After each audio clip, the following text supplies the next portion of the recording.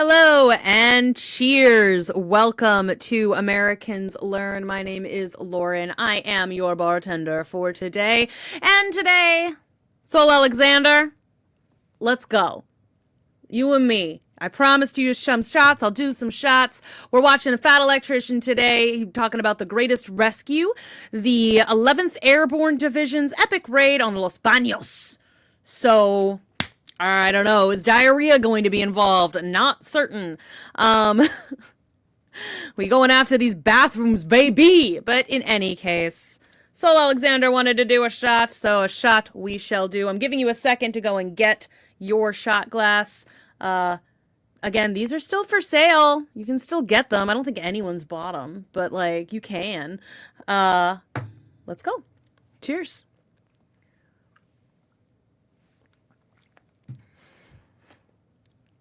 Yes, it is more than I expected. It's fine.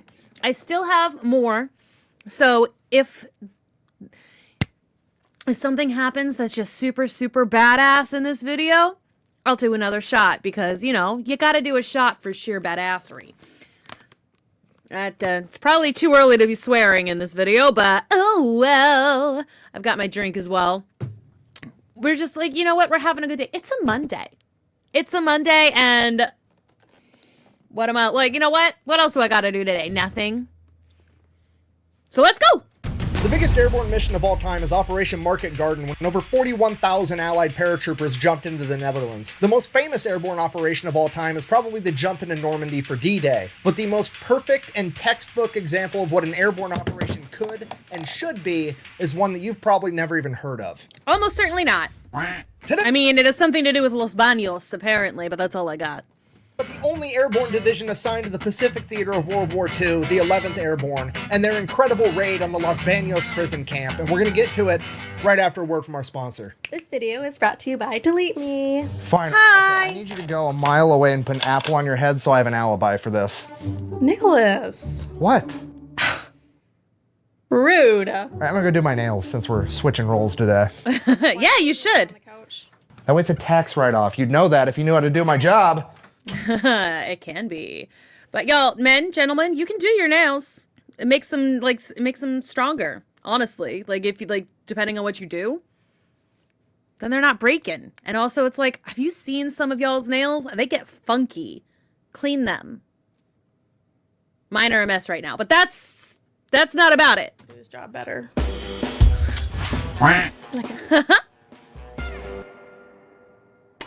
Yeah, I'd rather go shopping. Nick! I'm doing your job! Always easy till you're the one that actually has to do it. Anyways, this video is brought to you by Delete Me. All right, here's the deal. It's pretty straightforward. It's an online... It is pretty easy.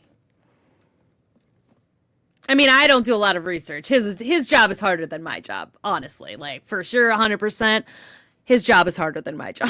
A subscription service, you give them money, they turn around and make sure that online data brokers aren't selling your personal information. These data brokers are legally required to delete your information if you submit an opt-out request. Unfortunately, there's a bunch of different data brokers. They all accept opt-out requests a bunch of different ways, and they make it as hard as humanly possible. But when you have Delete Me, not only do they figure out which data brokers have your information, they automatically submit opt-out requests so that they have to delete it, and then they continue to monitor those same data brokers in case they somehow get your information again. I actually like Delete Me so much that I upgraded to the family plan, and I'm now getting all my wife's information taken off the internet as well. So if you wanted to give it a try too, I'm gonna have a link and a discount code down below that's gonna save you 20%. Let's get back to the video. I should at least do it for a little bit, probably. The Delete Me thing, or Rocket Money, just for like any of those things that all these people want me to do. It's like, I should probably do it for just a little bit, just like the initial, because like they're all subscription services. All of them are subscription services. So it's like you do have to keep paying, and so it's like you let them do it for like a month and then cancel it maybe to be like, all right, I'm good. I just need you to do the one thing for me. All right, important background info. December 7th, 1941, the Japanese commit the ultimate sin of fucking with America's boats when they attack Pearl Harbor. Most people are familiar with this. However, most people don't realize that immediately after the attack on Pearl Harbor, the Japanese launched attacks all throughout the Pacific. Among the many places attacked was the Philippines, which, if you don't know at this point in time, was an American colony that America had acquired after the Spanish-American War in 1898. So because of that, there's both American and Filipino military there. However, there simply isn't enough of them, and they are completely overrun by the Japanese Japanese military. After several weeks, it becomes very clear to the US military and the Filipino government that they are probably not going to be able to defend the capital of Manila from the Japanese if it comes to that. So they have two options. They can A, decide to fight it out there anyways and make it as painful as possible to the Japanese, make them fight block by block, brick by brick, house by house, building by building, and make it a horrific, bloody affair. Or B, they can agree to simply leave Manila intact completely, declaring it an open city and allowing the Japanese to take it over without a fight, hopefully preserving the city and as many civilians as possible, which is exactly what they decide to do on December 26th, 1941. Okay, but here's the problem. Okay. The Philippines is an American colony and Manila is the big, beautiful city capital. So because of that, there's a ton of Americans that live there, most of which are just living there in some temporary professional capacity. There's doctors, teachers, nurses, diplomats, business people. There's also a bunch of representation from the Catholic Church, and a lot of the priests and nuns happen to be American. Regardless, there is a ton of American citizens that are left behind in Manila when the Japanese take over. Because of this, the Japanese decide that they're going to take the local college, Santo Tomas University. They are going to convert it into an internment camp and stick all of the Americans inside of it. While the Americans did make up the majority of the camp, there were some British, French, Polish, people from Spain, Mexico, Canada, pretty much any other person that the Japanese could look at and go, hey, you're not from here, and they stuck him in Santo Tomas as well. So that's horrible news, and the only kind of silver lining they have is that these are not POWs, these are civilian internees, which the Japanese looked at a little bit different. You see, the Japanese still believed in this Bushido code of honor, where if you surrendered on the battlefield, you basically forfeit your human rights, and you were subhuman, and they could do whatever they wanted to you. They looked at civilian internees a little bit different. These weren't warriors that surrendered on the battlefield and had lost their honor. This was primarily elderly men, women, and children. People who'd been kind of abandoned by their countries, I suppose. When did the Japanese internment of in America start? Because I kind of wonder, like, because I know that it was you know, just fueled by racism here, but like I wonder also if they kind of got the idea from this, like if the government knew this was happening already and then started doing it in America. So they were treated slightly more charitable than POWs, but it still was not a great time. This extra consideration for them being civilians varied from camp to camp, from place to place, because they had civilian internment camps all over the world. So every camp was very different. The Japanese had no standard operating procedures for how they treated their civilian internees or their POWs. You were very much at the will of whoever the Japanese officer in charge was. And awesome. Santo Tomas, it was actually one of the better ones to be. Oh, okay. Bear in mind, I'm not saying it was good. Nobody was having a good time. Still a horrible place to be. But on the scale or the spectrum of being in a Japanese internment or POW camp, this was one of the better ones. All right. At the end of the day, isn't saying a whole lot. Now, the reason it was better was because the Japanese had like a real loose control of it. Basically, they put a fence up, told all the Americans to stay inside the fence, and we're going to bring you food. If you try to escape, we'll kill you. That kind of reminds me of the time there was a bomb scare at my high school. Some kid made a chlorine bomb or a mustard gas bomb. He did like ammonia and bleach or whatever he did, and he put it together in a bathroom. But like half the school had to go out to the stadium, wherein we were locked in to the stadium, but like it was just mostly chain link fences and stuff. And then also, you know, the FBI were wandering around. That was a whole thing. They did not bring us food. The kids on the other side of the school who were not in the freaking stadium, were not locked in the stadium. They were down by like the pet cemetery, a block away from the school. They were ordering pizza and stuff. And we were all just sitting there starving in the stadium. Kids did leave. They were getting yelled at. Like they weren't supposed to be leaving, but they were hopping the fence and getting out of there. But like, yeah. What are they going to do? That was pretty much how it went down. They allowed the Filipino people, the civilians, to bring the Americans extra food. The Filipino people were great to the American internees as much as they could be. They tried to deliver their mail. They were trying to give them anything and everything they possibly could, and the Japanese allowed that to happen. So that's what kind of made it more tolerable than a lot of other camps. But sounds as like World War it. II progressed and the Japanese Empire got weaker and weaker, conditions in the internment camp and really all of Manila as a whole got worse. Supply lines broke down. Manila's a big city, you have to bring in a ton of supplies to sustain a city, so not only did the Japanese military not have enough resources to divert to this internee camp, but the Filipino civilians weren't able to give as much either, leading to way worse conditions. It was overcrowded, there wasn't enough food to go around, so the main problem is they can't get the food from the farms into the city, so what if we take the internees and move them out of the city and just put them on the farm where the food grows? Then we don't even have to move the food as far, we just gotta move the people one time, right? That makes sense. Okay. They built a new internment camp. It is 40 miles out into the country. It is in a place called Los Baños, right off Laguna de Bay, the biggest lake in the Philippines. It is a naturally beautiful area. There's a ton of naturally thriving tropical fruit like bananas and coconuts, and there's also a bunch of agricultural villages that are going to be able to help get food for all the internees. And that's basically how the Japanese pitch this to the internees. Hey, it's basically going to be a happy summer camp. You guys are all going to go hang out in tropical paradise, eat bananas, and hang out till the war's over. Some people buy it, and they volunteer to go to this new internment camp. A lot of people aren't really buying it, and amongst the people that aren't buying it are the medical professionals. Yeah, I don't think I would buy it. I don't think I would trust that. It's like I might have hope, but I'm like, I don't. And again, part of that is definitely hindsight. Like looking back at some of the stuff that happened during World War II that I do know about, like where people were promised one thing and delivered another. But also, we've been in this, like, if they've been in that camp for so long, it's like, I would worry, I think, that they're trying to just thin the herd. Like, that there's there's not enough supplies to go around, so, but we don't want to cause a panic, so we pretend, like, it's like the equivalent of, like, oh yeah, your dog's at a farm upstate.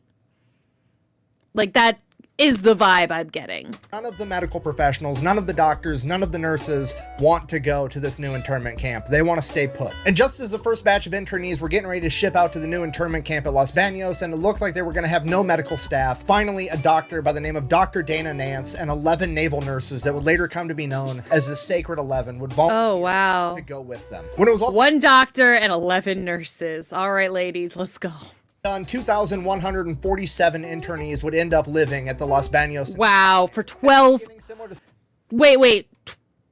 New internment camp. They want to stay put. And just as the first batch of internees were getting ready to ship out to the new internment camp at Los Baños, and it looked like they were going to have no medical staff, finally a doctor by the name of Dr. Dana Nance and It's not fair to, like, have this person's name be Dana Nance at a time where, like, and have a woman in the picture at the time where, like, women weren't doctors, but both Dana and Nance are kind of, like, I know, like, I've known male Danas, but I've known more female Danas, so I'm just like, damn it, don't confuse me! 11 naval nurses that would later come to be known as the Sacred 11 would volunteer to go with them. When it was all said and done, 2,140 internees would end up living at the Los Baños. I wasn't sure exactly the number of internees. I wanted to listen to that again. So 2,000, like they have 12 people to take care of 2,000. That's crazy. Internment camp. And in the beginning, similar to Santo Tomas, things are pretty okay, bearing everything in mind. And once again, the local Filipinos are being a huge help. They're literally bringing in carts and carts of food every day to help get these internees more and more calories. And then a change of command happens. They put this guy in charge by the name of Haiwanaka, and he's this washed up Japanese officer that is just completely hands off. He's not there at all. The dude doesn't even get in his uniform anymore. He literally just walks around camp all day with his sandals in his kimono. Doesn't give a shit about anything. So his second in charge is basically running the show. And his second in command is a man by the name of Sadaki Konishi, and he's evil. Looks like he did war crimes. Like he's got a mugshot. Like, oh my god. Okay. Ugh.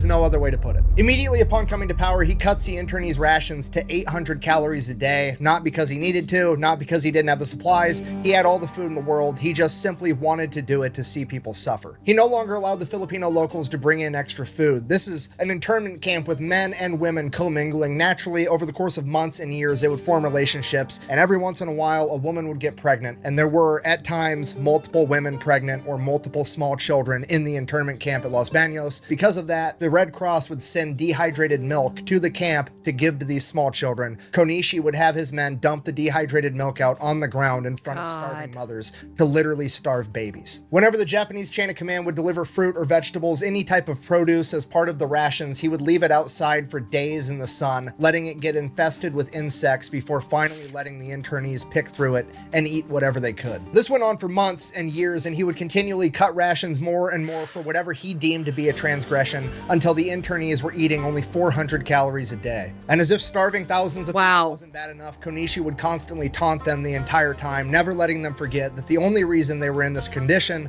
was because he said so. On one occasion, he told the men that he had 100-pound bags of rice in a storage building across camp and that they could have it if the men would carry it over to the barracks and they could cook it and eat it. So the men that had been starving and lost a third of their body weight go across camp, carry 100-pound bags of rice into the rest of the camp for the women and the children and themselves to finally be able to eat, only for Konishi to tell them that he had changed his mind and that they needed to take the rice back or he would shoot them.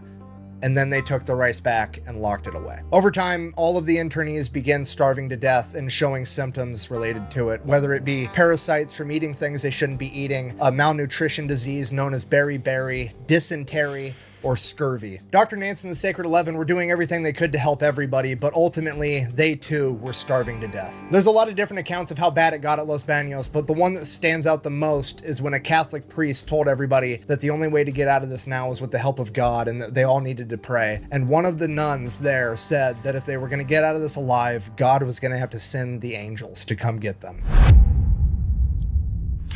February 1943, 1 month before Los Baños would receive its first internees, the United States military activated a new unit, the 11th Airborne Division, aka the Angels. And just me trying to be cute calling them the Angels because it makes my story go good, that's their actual nickname, and they got it for a completely different reason from anything to do with Los Baños. So it's things like that, though. It's like, you know, you have, like, because we know that these guys are going to be like the heroes of the story, right? So it's like, but it's things like that that make me be like, you know, like the nun's like, well, God's gonna have to send the angels, and there's literally a group of like airborne fighters called the Angels who are gonna help them. Like, that's crazy. I'm just like, is coincidence or God? I don't know, but like, I would believe if that was me, if I was in that camp and someone said that, and then I found out that like the group that saved us was called the Angels, I would 100% like be a Catholic, I guess. Like, I would have to convert to Catholicism. Like, I don't know. Like, oh, the training of the 11th Airborne Division is extremely important, and that is because General Eisenhower is not impressed with how airborne units have performed in North Africa and Sicily so far, and he thinks that airborne divisions just don't need to exist anymore. No division-sized element of airborne should be a thing. He doesn't think it's effective. We don't need them. Another general that he respects and that he actually went to West Point with and is known for his entire career by the name of Major General Swing disagrees, and he volunteers to go back. Yeah, Major General Swing. Airborne to show how effective an airborne division can be. So Major General Swing comes back to America to stand up the 11th Airborne to show how good airborne units can be. And his selection process to get into his new unit is absolutely brutal. The only men that should be are star high school and collegiate level athletes. But Swing didn't just want a bunch of brawn, he also wanted brains. He made it a requirement that every single man in the 11th Airborne Division at its inception had to have a military IQ test score of 110 or higher. This meant that physically and intellectually, this entire division, from the leadership all the way down to the lowest ranking private, were all qualified to go to officer candidate school, both mentally and physically, which is absolutely crazy. That's awesome. He wanted the best of the best, and he actually got in trouble for kicking back so many recruits because they didn't meet his standards to be in the 11th Airborne Division. Because of that, they actually expected him to lower the standards and start letting more people in, but by then he had actually found all the men that he needed. Because he's like, I'm actually good. He's like, there's enough. Like, not everyone sucks, and I got the people who are good, and I got enough, so thanks. I'm good. I did not need to lower my standards. Don't lower your standards if what you're like aiming for is like gonna save lives. Don't lower those standards. Stop lowering them. What are you doing? You keep your standards high.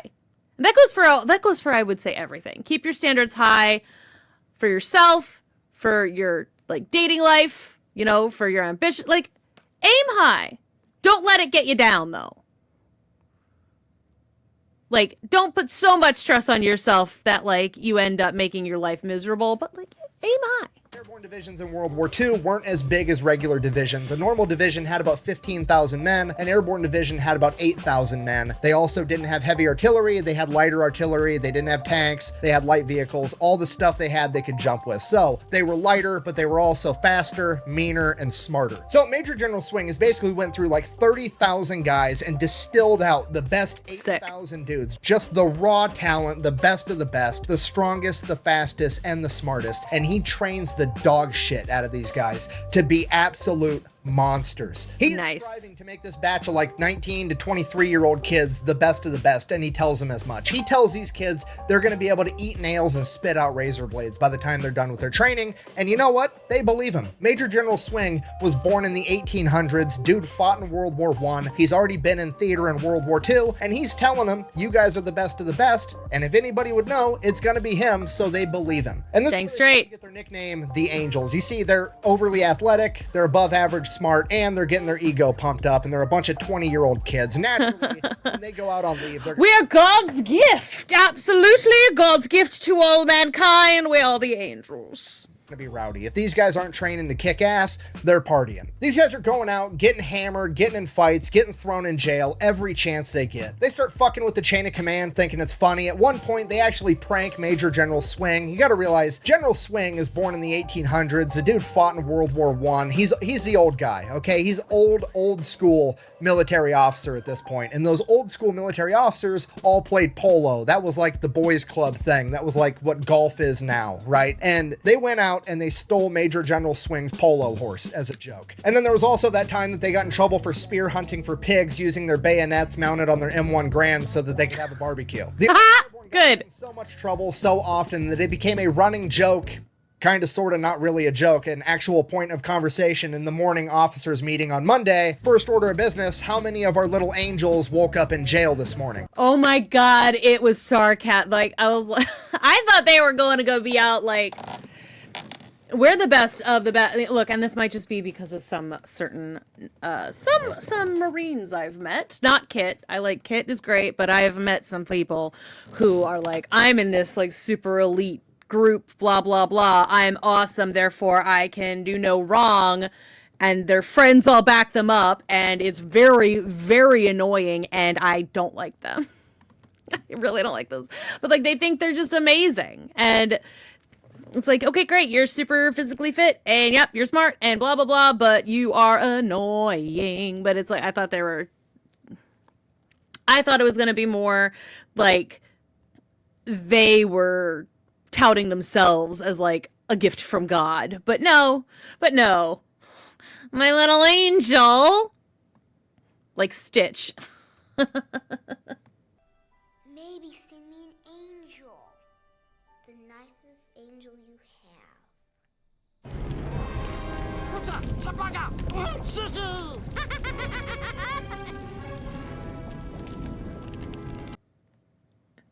And that's where they got the nickname, the Angels. And to be fair to the 11th Airborne, they weren't unique in being this rowdy. This is pretty much standard behavior for all airborne units in World War II, whether people are willing to admit it or not. I mean, for example, later in the war, the 82nd Airborne was on leave over in France, and they got so rowdy that the US military had to send out a special military police unit just to get them under control. So yeah, Dang. Troopers are always kind of wild, but back in World War II, they were exceptionally wild. But as it turns out, when your job is to lead the way into armed conflict riding a fucking kite, that's exactly the type of guy you want doing the job. A dude Makes sense. A little bit rowdy. Speaking of kite, that does actually kind of make... Because, you know, you want them to be able to have a little bit of a backbone there. I feel like a little bit of high spirits is kind of important. 11th Airborne a little bit unique because you could argue that they are the most airborne unit of World War II, and that is because Major General Swing made every single man in the 11th Airborne Division double certified in both parachute and glider infantry. Okay? Oh, okay. is. We've all seen Saving Private Ryan. We've all seen Band Yeah. of Brothers. It's the guys that jump out of a plane with a parachute, right? That's easy. What a lot of people have never seen before is a military glider, and I have no idea why. If I had to guess, I would assume it's because it's hard to replicate for Hollywood inside of a movie, but they were real and they're absolutely badass. It's basically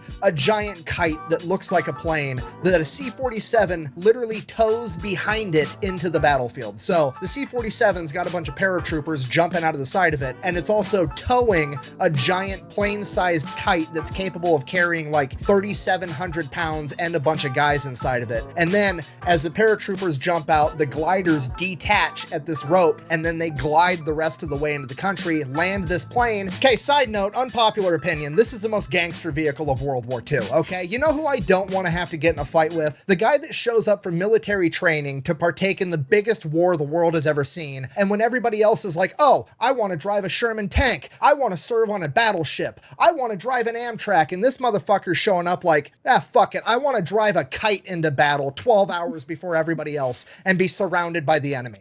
Fuck that. Yay! The point I'm trying to get to is A, gliders exist and they're cool, in case you didn't know that, and B, Major General Swing makes the entire 11th Airborne Division cross-train on both. So, Which is great. I honestly wasn't expecting it to be that big. Like, it kind of reminds me of the like the bird thing from A Bug's Life, you know?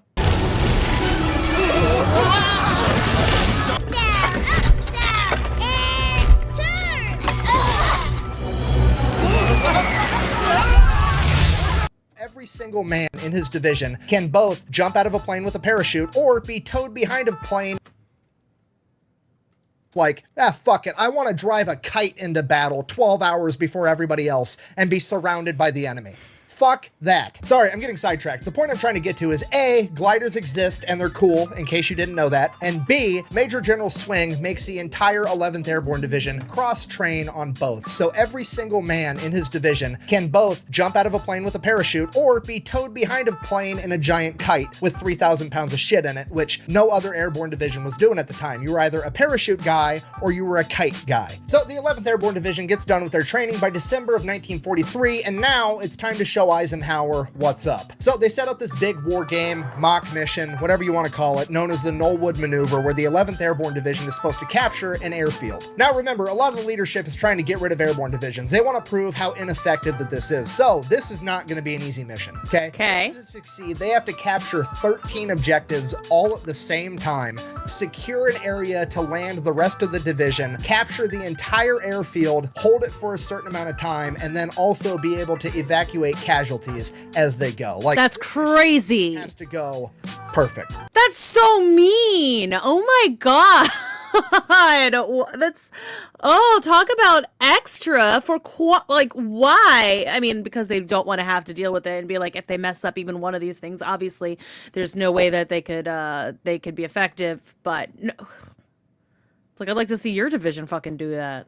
And that's exactly what happens. The 11th Airborne Division on the first wave drops in 4,800 guys using 200 C-47s and over 200 gliders. They absolutely crush this mission. At this point, Major General Swing and the rest of the high-ranking military officers that are kind of rooting for the airborne divisions look over at Eisenhower like a bunch of kids looking at Dad, asking if they can keep the stray dog they just found. Like, Dad, can we keep him? Look at how fucking awesome these guys are, please?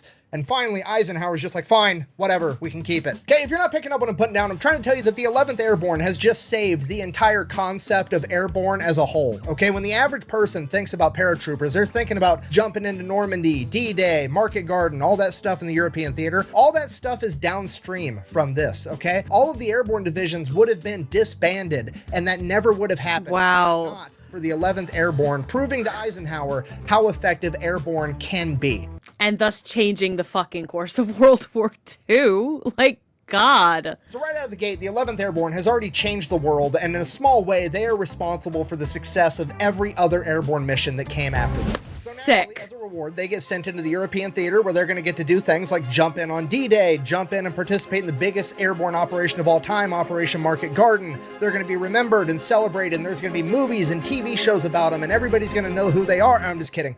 They get the distinct honor of getting sent in as the only airborne division to go into the Pacific Theater, and most people have absolutely no idea who they are, and they're never talked about ever. But We're fixing that shit today. So Yes! they make their way over to the Pacific Theater, and the first place they wind up is in New Guinea, and unfortunately at this point in time there's a little bit of a lull in the combat because the US military is gearing up for the invasion of Leyte, and until then the 11th Airborne is just kind of in New Guinea, and they're tasked with basically unloading cargo ships at this big dock to help with the war effort because there's really no asses to be kicked right now. Now, Fun. the 11th Airborne guys are not very happy about this. You gotta remember, the bunch of 20-year-old young men been training their ass off for the past year to get ready to go into a fight, had their ego pumped up by their chain of command, and now they finally make it into war, and their job is to unload a bunch of cargo ships. They're pretty disappointed. So to make themselves feel better, they steal shit. I mean, strategically transfer equipment to an alternate location, and by alternate location, I mean to their campsite. And when I say equipment, I mean pretty much anything and everything that's cool, they take it as theirs. Literally Yoink. crates of Colt 45 1911s, booze, cigarettes, good food. They're stealing entire Jeeps and vehicles and using them at their camp. And nobody's really saying anything to them, and they're getting away with it, so they get a little bit bolder, and eventually they're like, fuck it, we're just gonna steal the generator for the dock, and we're gonna take it back to our camp and wire up our camp so we have electricity. So that's what they do. They steal Okay. the generator, bring it over to camp. General Swing catches them, and he's like, no, you guys can't be stealing that generator. Or at least you can't wire up your tents. You're going to use it to wire up my tent. And they have to go wire up General Swing's HQ building, and he uses the electricity. Now, at this point, the guy that's actually in charge of the dock goes Sounds right. to General Swing's quarters to where the 11th Airborne are, and he's like, your guys are stealing fucking everything. No, they're not. What do you mean? Prove it. It's like, you have electricity. I am a general. I'm a major general. I have electricity. I have that right. It's like, what do you mean? They're not stealing nothing. Shut up. They need to stop. I need my generator back. No, you don't. What generator? In a huge argument and says the famous line, my angels would never do that, thus cementing in their nickname, the Angels. Yep. There it is. No, they didn't. Nuh-uh. The most effective argument of all time. Nuh-uh. After that, the 11th Airborne would get orders that they were going to partake in the invasion of Leyte, and they would have to leave a bunch of their stolen goods behind. An MP unit came in to clean up their camp and reported back that there was an entire parking lot of stolen vehicles. Get in there. So, Battle of Leyte, we talked about this last week with the 77th Infantry, aka the Old Bastards. They were there as well. But if you don't remember, or if you didn't watch that video, basically the Japanese government has come out and said that they are going to make the Battle of Leyte a decisive battle in the war. They are throwing anything and everything they have at this fight to not lose this island. Basically, the American forces have one half of the island, the Japanese forces have the other half, and they're both being resupplied on their back ends and fighting in the middle, trying to claim this island. Eventually, the 77th Infantry Division would be sent around the backside of the island to make an amphibious landing and take over Ormoc Bay, which is where the Japanese were getting their resupply from, cutting off the enemy supply lines, while the rest of the Army and Marine units held the line, including the 11th Airborne, and continued to fight. The 11th Airborne Division and every other unit that fought at Leyte sustained heavy casualties, but for every single Angel that fell on that battlefield, he took with him 45 enemy soldiers. Wow. Claiming victory at Leyte, the next objective to take is Luzon, the main island in the Philippines with the capital of Manila and the Los Baños internment camp. With this being the main island, there's no doubt that the Japanese are looking to make this a decisive battle as well. Luckily, 3 months prior to this, MacArthur had already sent someone to begin prepping the stage for an American victory at Luzon. Vanderpool and the guerrillas. Okay, sorry, just like the... It's too close together. Now, rewind like 5 months prior to the Battle of Leyte, and MacArthur is still headquartered back in Australia, and he finds out that there are a bunch of guerrilla groups all over the Philippines, especially on the main island of Luzon. Now, these guerrilla fighting units kind of operated like gangs. Each one had their own little chunk of territory, and they all weren't very friendly with one another because they were all kind of competing with one another to get aid from the US military to be able to fight the Japanese better. So they were very disorganized, but some units were much more organized than others. So General MacArthur figures that if he can send somebody in there to help organize the guerrillas and then get them more supplies and more weapons, they'll be softening up the Japanese from the inside, so by the time the US forces reach Luzon, it won't be as hard of a fight as it needs to be. So he starts taking volunteers, starts poking around. Finally, he figures out the guy that he wants to send in, and it's this badass major by the name of Jay Vanderpool. So he takes Vanderpool, sends him off to do a bunch of training in like how to set up long-range communication, how to set up communication networks, basically the quick and dirty on how to be a fucking spy. So that training takes about 2 Ooh, months. fun. We're now 3 months away from the Battle of Lake. Learn how to be a spy in 2 months. Let's go to Major Vanderpool's school. And Jay and a couple of other guys are now going to get snuck into Luzon by submarine and dropped off on the island. They have one person they can link up with for a connection, but basically their standing orders are, and I quote, "Do what will best further the Allied cause." Signed, General MacArthur, literally the top dog of the US military. The only person with more authority than General MacArthur at this point is the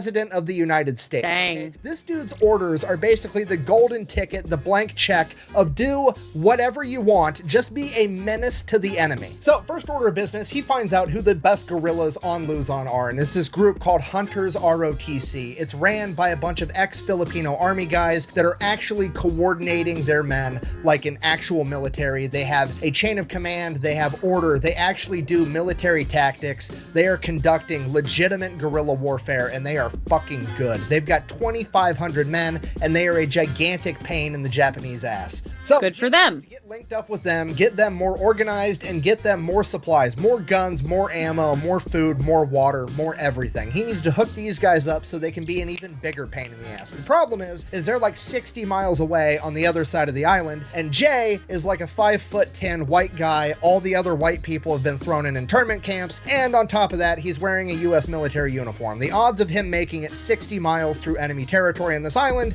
not looking too great. So what's he Infinitesimal. gonna do? I mean, the meatheads are probably like, he could just walk there through the jungle, avoid the roads, don't go into town. He'll get there in 2 weeks. It'll be fine. He'll get the job done. Other people are like, he could probably, pay somebody to drive him there in a trunk, smuggle him in. That would be an option. Jay Vanderpool is just like, nah, I'm going to go just complete gangster option. I'm going to walk to the nearest town, go to a payphone. I'm going to call up a fucking limo to drive me there. That's what he does. Okay. Valet service, and some fancy black SUV comes pulling up, and they're like, cool, give me a ride 60 miles away to wherever the Hunter ROTC people are. And the limo driver, SUV driver, whatever you want to call him, taxi driver, is like, I don't want to give you Americans a ride. If the Japanese catch me, they're going to kill me. At which point Vanderpool and his guys are like, look, this SUV is taking me to where I need to go. You can take this stack of cash and give me your car, or you can take this stack of cash, you can drive me there, drop me off, and then you can keep your car. Either way, this SUV is taking me to where I'm going. Are you driving or not? So I'm going in style, baby. the driver's like, fine, I'll do it. They drive all the way there. They pass through multiple Japanese checkpoints. Because it's such a fancy vehicle, the Japanese don't even bother to stop them. They just salute and wave them through. It's kind of brilliant. Like, I was thinking that's probably what his goal was. It's like that is... Okay, look, this is what my uncle told me, or my uncle told me this, and my grandfather, both of them told me this about being in the military, in any kind of capacity. Act like you are supposed to be there and know what you're doing. Like, act like you have somewhere to be, and people won't stop you. So, like, my grandfather used to do that to get out of latrine duty, because this is, like, in the 60s or whatever, so he'd be like... No, I got somewhere to be. And he'd like book it. He'd like walk quickly around, like with intent to like avoid having to be put on latrine duty, or like you just go in style, do it like you're supposed. And like, this will get you out of a lot of situations. You act like you're supposed to be there. People will assume you're supposed to be there.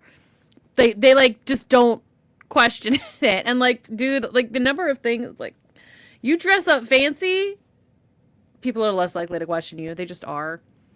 We all have a lot of prejudices and stereotypes, and it's like, oh, well, they must be important.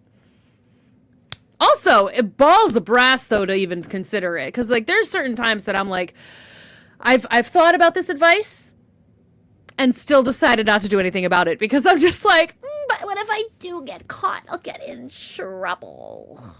And I hate the idea of being in trouble. Being in trouble sucks.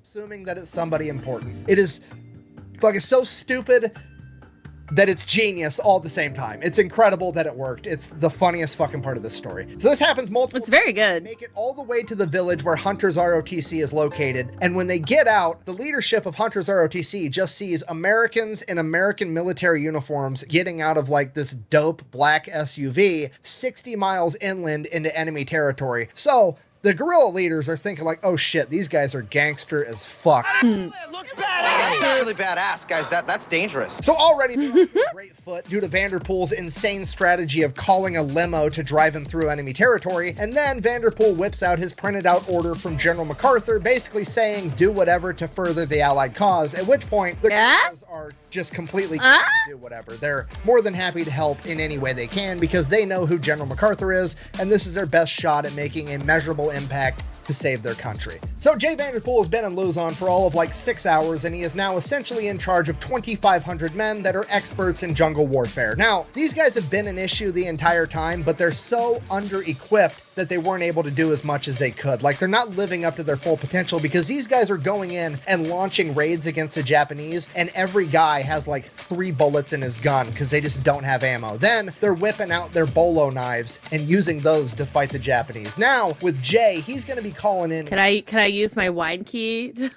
It's got a knife on it. It's got a corkscrew. Actually, you know what? The better weapon that I have closer to hand, also close at hand. I've got this thing. Like, they're scissors. But they're very sharp, and they're cool looking. Look at these. Look at that. I'll fight some folks. I'll fight folks with my skizzers. My little skizzers.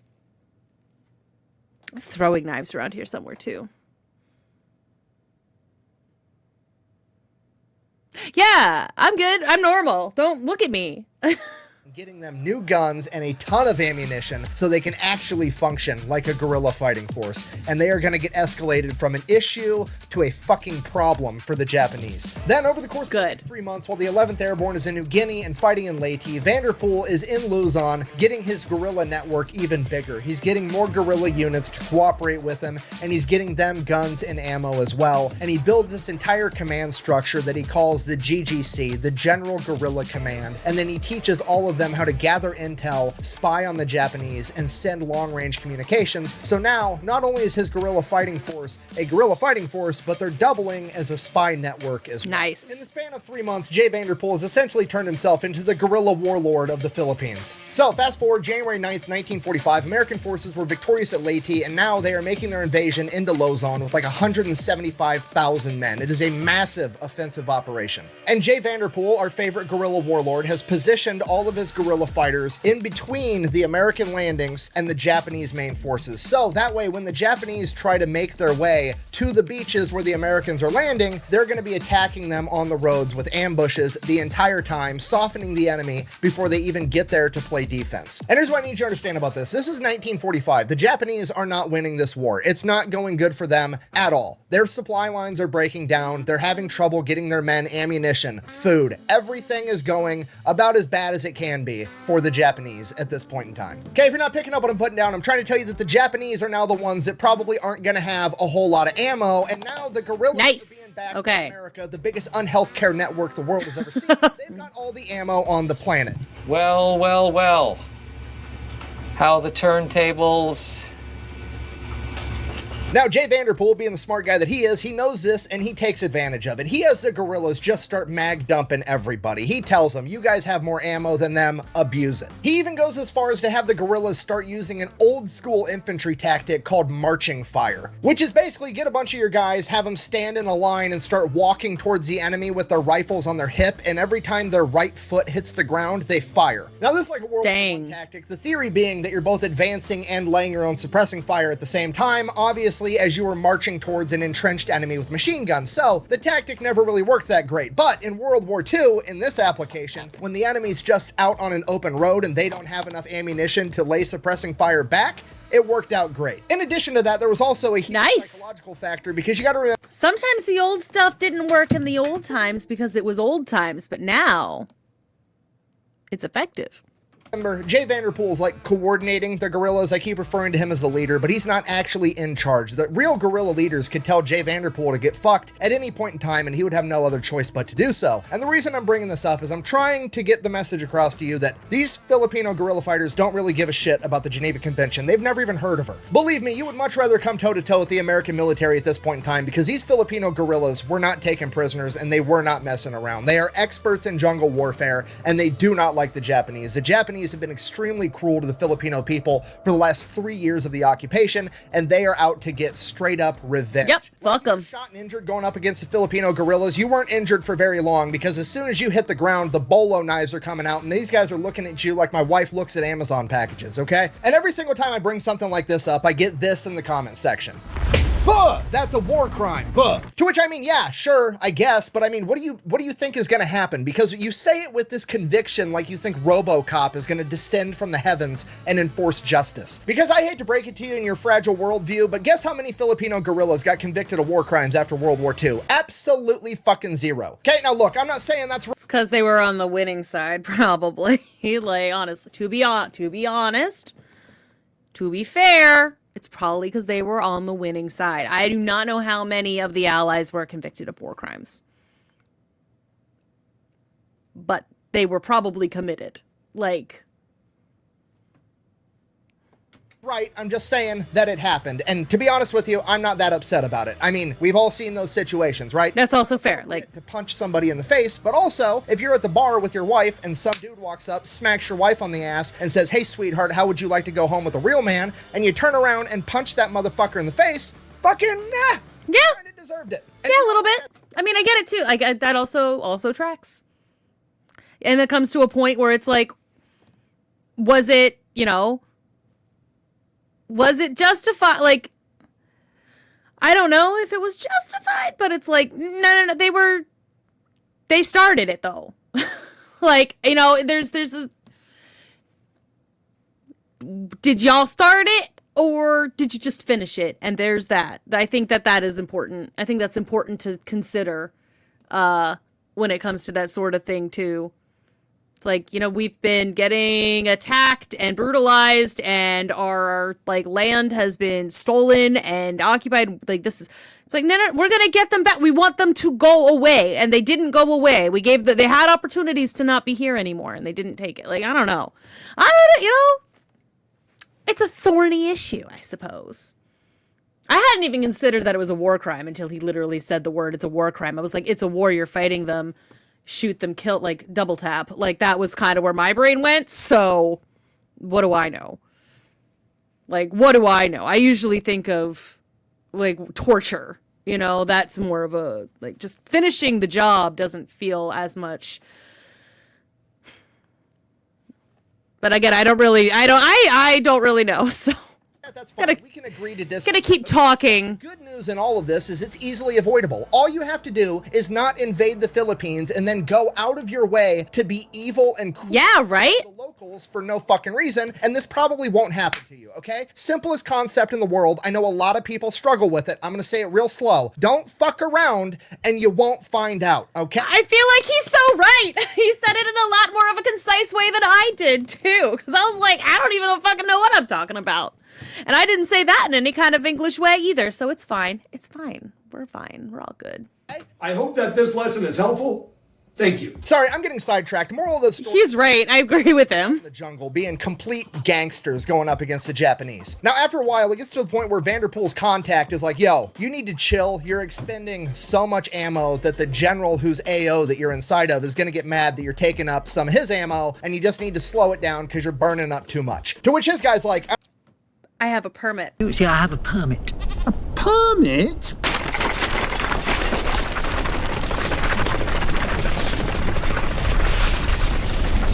Shall I summarize? This just says I can do what I want.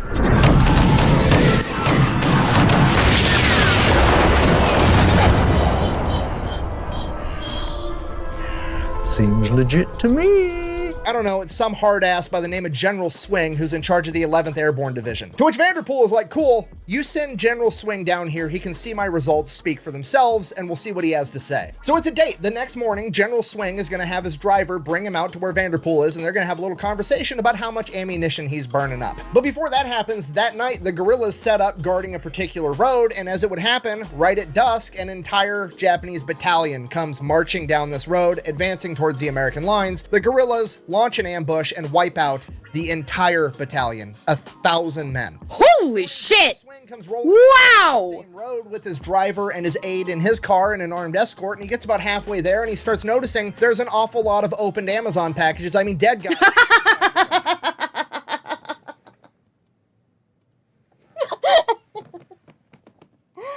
Oh my god.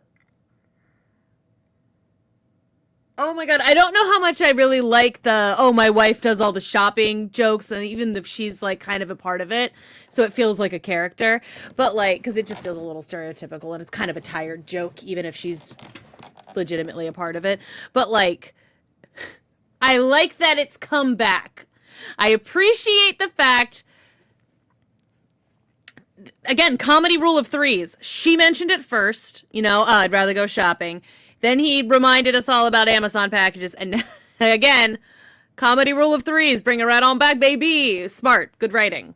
And the closer he gets to where Vanderpool's supposed to be, the more and more of them there are. And after a little bit, General Swing just tells his driver, all right, turn this shit around. He leans over to his aide and says, and I quote, "You give Vanderpool all the goddamn ammunition he wants." So this continues for about a month as the American forces fight their way through Luzon to Manila. So Battle of Manila kicks off February 3rd, 1945, and the first order of business is to liberate Santo Tomas internment camp, and that also happens on February 3rd. And what they find at Santo Tomas is absolutely horrific. The conditions of the camp have done nothing but gone down since 1943, and the conditions that they are living in 1945 are very similar to what I've already highlighted when I talked about Los Baños previously. Because of this, General MacArthur himself decides that he needs to see this with his own eyes, so he goes and visits Santo Tomas and immediately decides that his next order of business is to liberate the Los Baños internment camp immediately, and he gives that order directly to General Swing in the 11th Airborne Division. Okay, I need you to understand, that's a really big deal. General MacArthur is like top dog in the military. It's President MacArthur, everybody else. MacArthur doesn't tell individual divisions or units what to do. He doesn't give those kinds of orders. He tells entire military branches what to do, and those orders get disseminated down through the ranks amongst the different generals, and it goes through like a whole chain of command thing. He has just skipped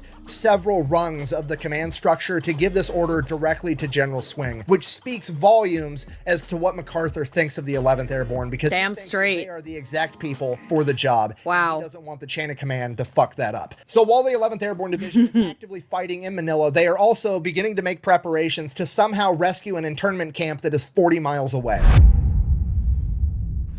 So right out of the gate, Vanderpool sends a bunch of guerrillas over to Los Baños. They're going to be living in the jungle 24/7, keeping an eye and keeping tabs on the internment camp and reporting back any intel they have. In addition to that, the guerrillas also have standing orders to make an emergency attack and try to save as many internees as possible if they need to. The reason for that is because there's a pretty big and pretty legitimate concern that if the Japanese are going to abandon that internment camp, that they would try to execute all the prisoners first. And in the unfortunate event of that happening, the guerrillas have the orders to attack and try to save as many people as possible. Now, with the planning of this mission, bear in mind that the 11th Airborne is still fighting actively in the Battle of Manila, and while that's going on, they're also trying to plan this mission, and this mission is seemingly impossible. Now, the planning of this mission is done by a young officer in the 11th Airborne known as Henry Mueller, and his plan is absolutely genius. Okay, so here's the initial problem. Los Baños is 40 miles behind enemy lines, and there is an entire infantry division between the Americans and this internment camp, approximately 10,000 Japanese soldiers known as the Tiger Division. So if the Americans launch a major offensive and try to punch through and destroy that division, they're going to radio back to Los Baños, and they're worried that that means that they're going to execute all the prisoners. So that's not really an option,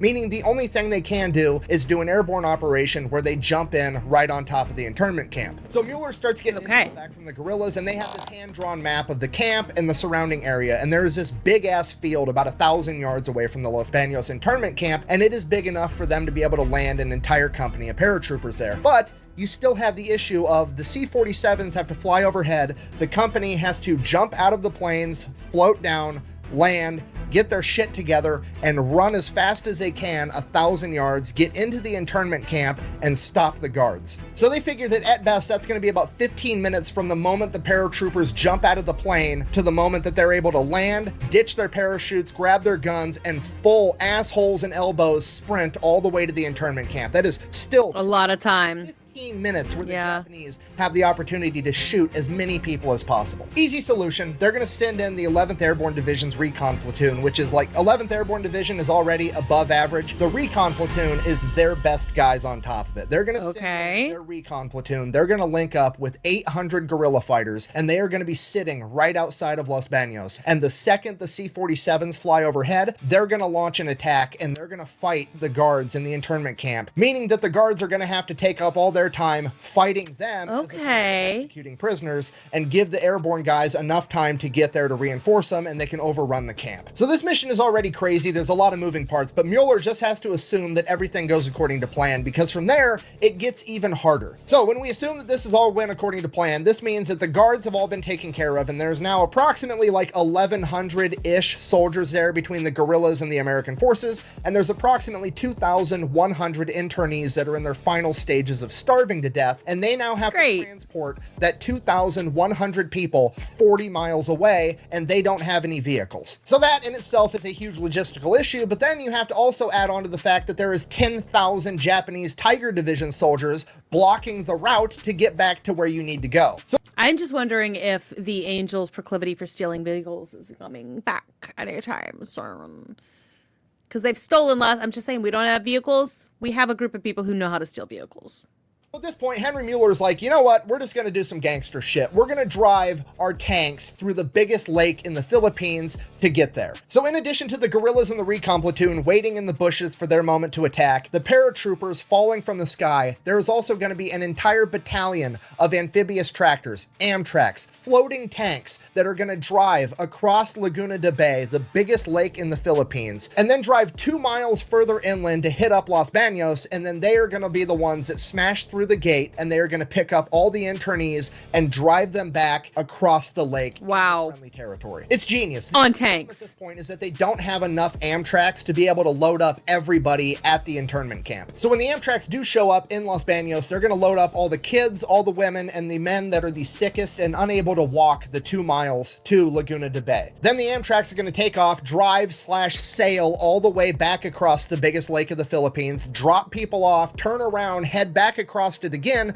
to go pick up everybody else. Dang. And that's the problem, because while they're waiting with their backs to a giant body of water, that infantry division, the Tiger Division of 10,000 angry Japanese soldiers, are going to have time to make it back to the internment camp, track them down, and presumably slaughter everybody, because they're not going to stand a chance. It would be 10-1, and these guys are going to be showing up with tanks, mortars, and artillery. So to address that, they're going to build up a massive American force right on the front line, directly in front of this Japanese Tiger Division, effectively forcing them to have a Mexican standoff with the American division. And this is going to put the Japanese leadership in the position of like, I know that there's a prison raid going on directly behind me, but if I turn around to address it, this entire American army is going to kick my ass. So they're effectively just going to have to sit there in this staring contest and let this raid go on behind them, even though they know it's happening. It's genius. Mueller is effectively playing 4D chess. So Henry Mueller takes his plan to General Swing, lays it all out, and General Swing is like, okay, let's do it. It should work. The problem is we can't do it yet because we don't have enough manpower. We're still fighting the Battle of Manila, and we've taken so many casualties between Leyte, fighting down through Luzon, and now the Battle of Manila. We just don't have the guys to spare right now, but we're going to do it as soon as we can. So they're forced to kick the can down the road for like 2 weeks, and during this 2 weeks, somebody from Los Baños escapes the prison camp and makes their way over to the 11th Airborne's area. Good for them. And they get picked up, and Mueller hears about it. So Mueller wants to talk to this guy. He wants to know everything about the camp. Maybe he's missing something. Maybe there's something he could do to make his plan better, make it more effective, save more people. So Mueller brings this guy into his office and they start talking, and this guy he's brilliant. He's memorized everything. He was previously an engineer, and this dude went as far as pacing off different buildings. He actually had measurements of how far it is from the gate to this building, from this building to that building. He knew where every machine was. He was able to draw out a very accurate map, every guard tower,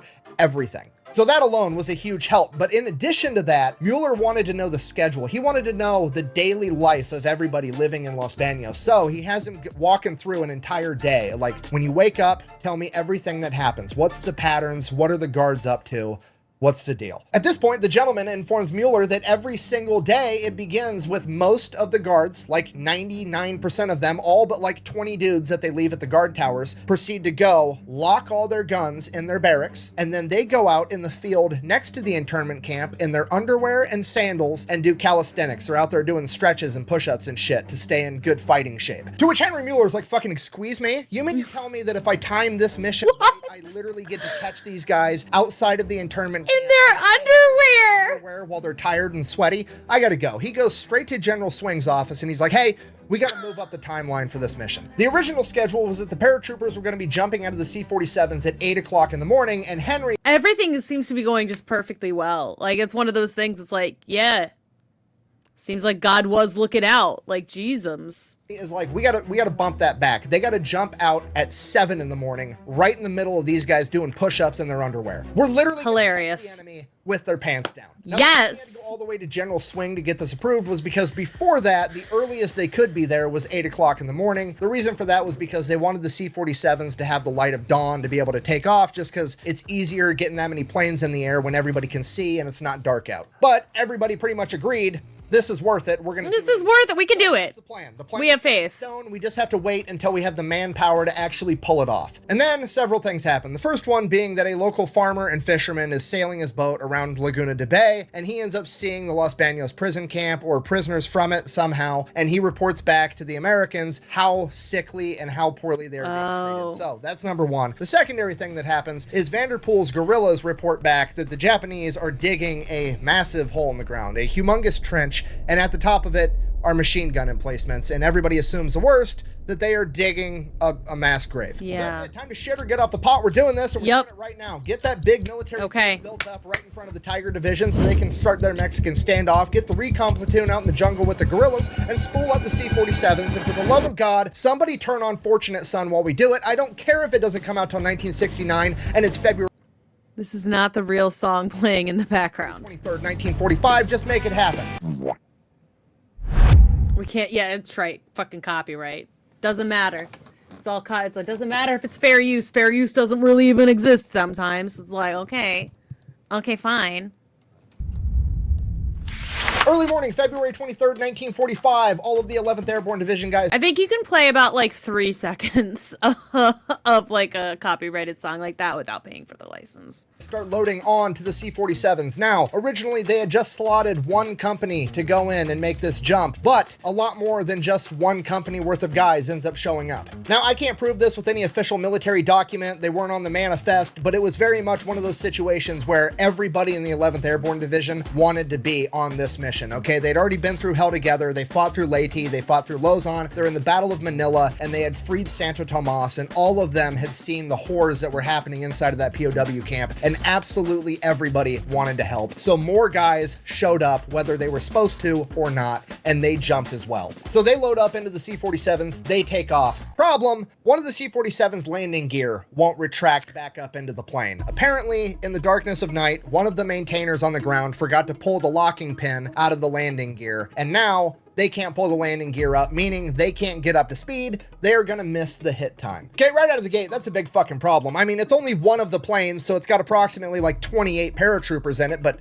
in a mission this small, 28 guys can be a make or break amount of dudes. And we don't have time to turn around, pull the pin out, and get that plane back up into the air. We can't have all of the C-47s slow down because then none of them will make their hit time, and they all have to be there when they're supposed to be there because those Amtraks are showing up on time, the recon platoon and the guerrillas are showing up on time, and most importantly, we gotta catch the enemy literally with their pants down in a field doing push-ups. At this point, the pilots are like, fuck it, I'm just gonna floor it the entire way there with the landing gear down. I'll just beat the atmosphere into submission. Okay. 40 miles, to which the radio tower is like, you're gonna blow an engine if you do that, and the pilots respond with, well, let's hope I blow it on the way back. And I think we can all agree that's gangster as fuck. It really is. platoon and the scouts are going and they're getting into position, and one of the recon guys, a guy by the name of Terry Santos, as he's coming up to the camp, approaches this guard hut that's like kind of right out in the middle of nowhere. It's like an early warning system, and inside of it's just one man sleeping on his gun, and he's got a field phone in his other hand. And Terry pulls out his knife. He's gonna kill this guy. But then he stops. He realizes that this guy's out there as an early warning system. He's probably got to check in every hour, every half hour, every 15 minutes. He has no idea. And if this guy misses a check-in, it's gonna put the entire camp on alert. So he resheathes his knife and just sneaks past him. Okay, side note, luckiest Japanese soldier in the entire story, and he's being a complete shitbag. So, all I'm saying, sometimes being a shitbag could save your life. I mean, what's the shitbag's creed? Never stand when you could sit, never sit when you could lay down, and never be awake when you could be asleep. Yeah. This just saved this guy's life. Anyways, the scouts, as they all go out, they get in position. Thanks to the new drawn map from the previous escapee, they know where every single guard tower and guard hut is. And there are scouts literally so fortuitous on the other side of the wall, next to the windows with grenades, waiting to hear the C-47s coming up. And they're just going to toss grenades into all the guard checkpoints and take out all the guards at once immediately. So they're in position. Amazing. And they're waiting, and it feels like forever, but it's probably only like 5 or 10 minutes. And they're waiting, and then they start to hear the faint drone of the C-47s off in the distance, and they keep waiting until it gets louder and louder. And then as soon as the Japanese guys out working in the field turn to start looking up towards the sky, they attack. Every guard on the ground gets a grenade through the window. Every guard tower gets raked with machine gun fire. Terry Santos runs in, and the barracks that has all the guns inside of it, and he throws white phosphorus grenades inside, lighting the entire building on fire so that they can't even retrieve their guns if they wanted to. Another scout runs up to the commandant's office where the man in charge is supposed to be, and the only Japanese man in there runs and jumps out the window of the second-story building, and allegedly the scout shoots him out of midair with his Colt 45. Nice shooting, Some of the guards try to fight, the paratroopers show up, and all in all, this entire affair is quick, violent, and over, with somewhere between 70 and 80 of the Japanese guards being killed in action, and the remainder of them fled off into the wood line in their underwear and sandals. So it's going perfect. Everything is gone 100% according to plan. Next thing you know, the Amtraks drive right through the front gate. They roll up, their guys get out, they start trying to help load people into the Amtraks so they can all get out of there. And here's where things go off the rails. Okay. See, what they didn't anticipate in this plan was a lack of cooperation from all the internees. And to be fair, they're not trying to be difficult. They don't want to not cooperate, but they don't realize the gravity of the situation. In their mind, you gotta remember, they're starving, they're hungry, they've lived here for the past 3 years, this is their home. They think that the Americans have come to save them, and they are now behind friendly lines. They don't realize that they're 40 miles deep behind. It's like, no, we gotta get out. Japanese soldiers coming to potentially kill them at any moment. And the army guys don't exactly have time to explain that to 2,100 people, so they're kind of sitting over there like, guys, I need you to get on the Amtraks right now. And they're like running back to the barracks like, oh, let me go pack my bags real quick. No, we don't have time for any of that shit. It's chaos. It's a complete shit show. There's 2,100 starving people running around trying to pack their bags. There's people coming out of the barracks with furniture and mattresses and shit. The paratroopers are 100% just channeling that dad energy of like trying to get mom and the kids out of the movie theater, into the car, sit down, buckle up, shut up so I can get us out of this parking lot to beat all the traffic out of here. They're channeling that energy. And finally, they're like, no, we're not bringing any of this shit. The clothes on your back and you get on the Amtrak. We have to leave right now. And they're like, fuck it. They take white phosphorus grenades and they go and they light all the buildings on fire so that people have to get out of them because they need all of these people to fucking leave. Yep. And amidst all the chaos, your life is worth more than your stuff, folks. There's this famous interaction where this young woman in her 20s that's been in this internment camp the entire time comes up to one of the biggest, best looking paratroopers there and is like, are you a Marine? And he's like, no, I'm a paratrooper, like trying to be Mr. Big Badass, right? And she's like, oh, all the time I've spent here in this internment camp, I've always dreamed about being rescued by a Marine, which is just the ultimate cherry on top of this shit Sunday. Like, hey, sorry things aren't going that great at this moment. Also, don't know if it helps. Just wanted you to know that I would rather bang a Marine. In addition to that, there was a bunch of Catholic priests and nuns that had dropped to their knees praying, thanking God for literally sending angels to come and save them, at which point the angels are like, Bro, do that on the Amtrak. Get up and then go take a knee in the tank. Get on the thing! Because I'm trying to actually finish saving you guys. I'm not done yet. And this is my favorite part of the story, right? Because Amtraks all have names painted on the side, right? They're like tanks. They're like the crew gives their tank a funny name or a cool name or a badass name. Like Gene Lafayette Poole called his M4 Sherman tank In the Mood. Well, this particular Amtrak that they loaded up all of the Catholic priests and nuns onto, on the other side of it, its name was, and I quote, the Impatient Virgin. Anyways, all the Amtraks get loaded up to maximum capacity and they take off. So now we've got all the paratroopers and somewhere between 500 and 600 of the healthiest looking internees available, and they're gonna have to walk 2 miles over to the lake. Okay, now cut back to the Amtraks. They're driving to the lake and they start taking fire from the tree line. They can see the muzzle flashes off in the distance. So one of the American soldiers in one of the Amtraks is trying to get up to the 50 cal to return fire, but there's so many internees in there and nobody's listening. They're all cheering and talking and you can hear him. He's telling people to move, but they're not listening. So he finally just literally gets on top and crawls over people to get onto this machine gun to start returning fire. And this dude is just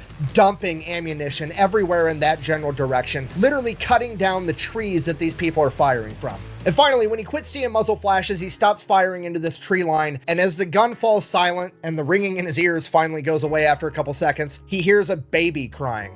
And he looks down and there's an internee woman that was obviously starving to death, and she was holding a 3-day-old baby named Lois. And the baby was crying because one of the hot brass casings from the 50 caliber machine gun had fallen down and burnt this little 3-day-old baby's face. And this American soldier's name was Dwight Clark, felt like the biggest piece of shit on the planet because he had just burnt this little baby's face with a brass casing. But as sad as that is, everything works out as best as it possibly could because they get all of the internees across the lake, drop them off, turn back around, go pick up everybody else and bring them back safely. They got every single internee in Los Baños at camp. Okay, worth mentioning, this mission, the chain of command always sets parameters as to what's going to deem this mission a success. And this mission being successful was if they were going to be able to liberate 1/3 of the internees. And they got,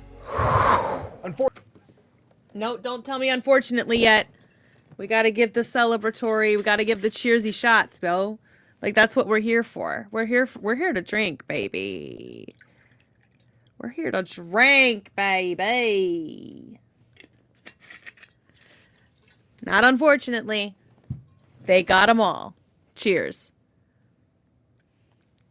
Fortunately, not everybody would get a happily ever after. Among the Japanese soldiers that escaped in the first attack was Sadaki Konishi. He fled, made his way back to the Tiger Division, at which point, later on in the coming days, he would convince the leadership of the Tiger Division to go back to the internment camp, and there was one village that was adjacent to it, and for whatever reason, he decided that that village should pay the price for his embarrassment, because apparently they would have had something to do with it, surely, even though they really didn't. More or less, the entire village was burnt to the ground and they killed everyone for the crime of simply existing near the site of their embarrassment, even though they had nothing to do with it. About a week later, American forces would win the Battle of Manila and they would continue to advance southward towards Los Baños where they had previously been, and the 11th Airborne and the rest of the Allied forces would come face to face and see what the Japanese had done to that village because of their success during the Los Baños prison raid. For this, Sadaki Konishi was captured, tried, and sentenced to death by hanging in 1949. Which, fuck him, in opinion, seems like far too quick of a death for somebody that is that evil, but I don't know, maybe I'm a bad person. I mean, I don't know, I feel like there are certain people, like him, maybe I'm on golf for like, you know, what he did, like there are certain people that, yeah, if they're, sometimes things are too quick. I can't, look, I don't know if I believe in like an afterlife or whatever, but like I kind of hope there is one. I hope there's like a purgatory, right? Well, I think that like when you die, the amount of pain that you inflicted upon the world should be revisited upon you. And once that's done, then, you know, once the amount of pain that you've inflicted onto the world is inflicted upon you, you can either just be done, or you can go to a place that are all the good you've put into the world is reflected back. You know, it's like, but because so many people just get away with it. They get away with like being so cruel and so horrible and putting so much pain and fear into the world. And I really, really, really, and because it's just so many people just don't get the karma, you know, what goes around comes around, but not always, and not in the degree that it should. So it's like, I don't know.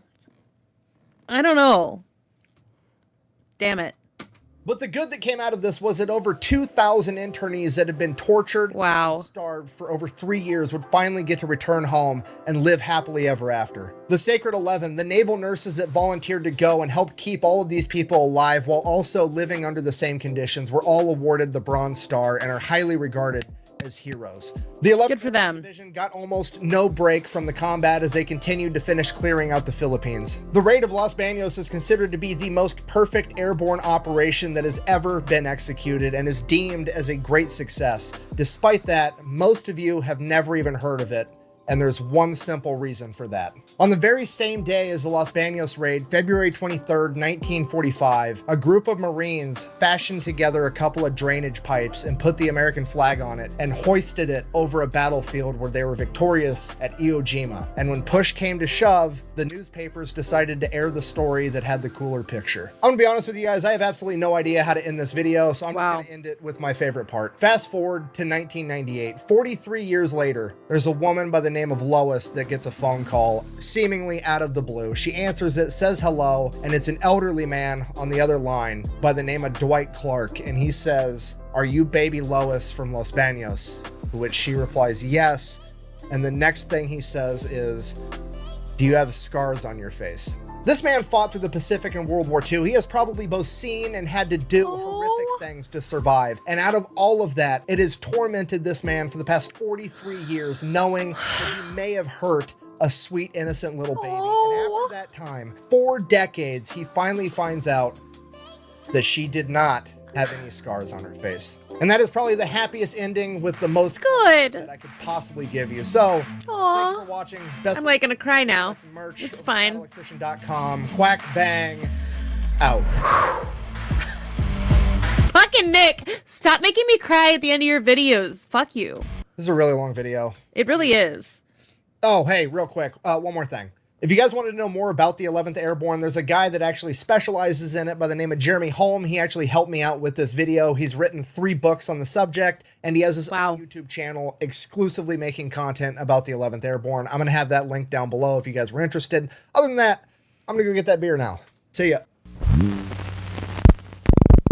Girl, I've been drinking this whole time. Stanley Kingsbury, formerly General Manager of Trans-Pacific Trading Company, ex-Chief of Police and Fire Departments of Los Baños Internment Camp. Mr. Kingsbury, would you describe in your own words your reaction to your liberation on February the 23rd? I went about my business, dressed, doing the regular duties in the room, when all of a sudden I heard the sound of planes very near, looked out of my cubicle, found first 3 planes came over one of the lower barracks. I noticed a white sheet drop out of one.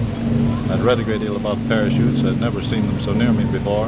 All of a sudden, the 9 planes were letting these parachutes out. It just seems that the air was filled with them. At that time, shooting began. Japanese bullets were flying thick and fast. Things were pretty hot there for about a half, 3/4 of an hour. In the meantime, the boys had come in and told us that we had to evacuate. And within the question of a few minutes, we were on the M tracks, where we rolled out of the camp, down to the shores of Laguna de Bay.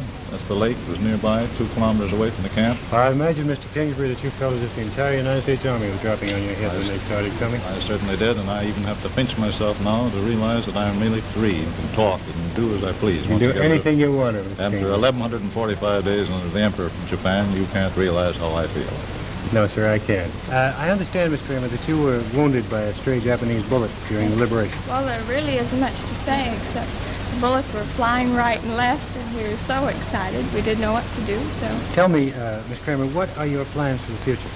I really don't know. There's so many things I want to do that I can't make up my mind. I need something to do. Well, what do you want to say? What do you want to do? United States. United States? You mean you want to go back to the United States? Baby! I'm nice to him, okay? The camera's off right now. You don't have to lie. What? Right. Mm-hmm. Do everything you want because you're a prince. Everything? No. Hey Guys, just letting you know that I love my husband so much, and I'm very nice to him. He gets treated good. I like that he can't do it without like cracking up. You're an idiot. That's funny. Next, I'd like to introduce three charming young ladies, three sisters, who help making the lonely hours much happier. The Fernandez sisters. There were three little sisters, who lived in Manila by the sea. Till some tiny island farmers with love and heavy farmers came to set the Filipinos free. And the three little sisters were sent o'er the hills and far away to a place called Los Baños, por Dios por cuantos años, but that alas no one could say. Wow. Oh, I loved the like clips at the end there. Also, like, holy, like, wow, people actually talked like that, huh? Like, I kind of thought that was usually an affectation done by, like, news reporters or actors or something. But no, people actually talked like that, apparently, in the 1940s. This is actually how they spoke back then, Dan. We're actually going to talk like this. We're going to talk really fast. We're going to talk really clipped. We're not going to actually have too much enunciation. Actually, we're going to have too much enunciation is what we're going to do. And we're going to say every single word very, very quickly. And with just a little bit of a rounded sort of vowel. That's my interpretation of the 1940s talk. I can do this transatlantic accent all day, apparently. I have no idea if I'm actually doing it correctly or not. But we're having fun with it in the end. And thank you so much for watching. I do hope you enjoyed it. If you want to see more long-form videos like this, go ahead and let me know in the comments below, giving me a like. That will help as well. You want to show Nick some love as well at the Fat Electrician. And I will see you all in the next video. Bye-bye.